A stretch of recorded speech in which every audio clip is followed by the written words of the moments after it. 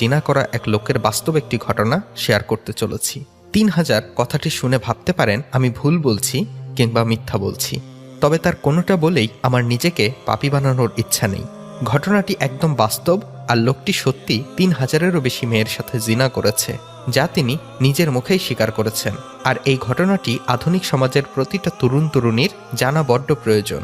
যাই হোক, অহেতুক কথা না বাড়িয়ে চলে যাব মূল ঘটনায়। তবে তার আগে একটাই অনুরোধ, আপনি আমাদের চ্যানেলটি আজই প্রথম ভিজিট করে থাকলে এক্ষুনি চ্যানেলটি সাবস্ক্রাইব করে নিন ও পাশে থাকা বেল বাটনটি প্রেস করে নিন। এতে করে আমাদের চ্যানেলে আপলোডকৃত পরবর্তী সকল ভিডিও নোটিফিকেশন সবার আগে আপনার কাছে পৌঁছে যাবে ইনশাআল্লাহ। চলুন এবার যাওয়া যাক মূল ঘটনায়। একজন ভাই, দেখতে খুব ভয়ানক, আমাদের এলাকার পাশেই তার বাড়ি। আমার সাথে বের হয়েছেন তিনি এক চিল্লা 40 দিনের জন্য তাবলিগ জামাতে।